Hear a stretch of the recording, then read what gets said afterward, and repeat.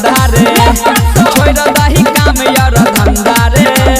दही मिता 500 के चंदा रे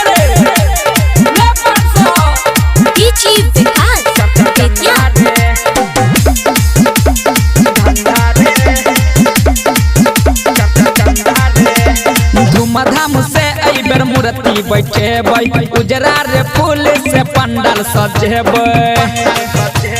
बुझल मिता धूमधाम से माँ के मूर्ति बैठेबै उजरा रे फूल से पंडाल सजेबै केकरा लग छौ केते पैसा फुटतौ आई भंडारे कमे छौ हमरा लग छोड़ दही काम यार धंधा रे दही सब 500 के चंदा रे छोड़ दही काम यार धंधा रे दही मिता 500 के चंदा रे ले 500 चंदा रे डीजी विकास बेतिया धंधा रे चंदा रे पूजा के नाम पर न करे कोई नखरा 500 के दही न तन भजे तो लफड़ा बुझ गली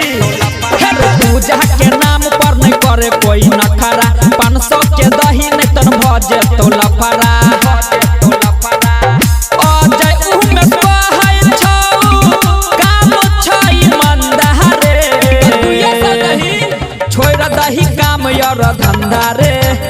दही सब 500 के चंदा रे आ छोड़ दही काम यार धंधा रे दही मिता 500 के चंदा रे तब ना सरस्वती पूजा हेतै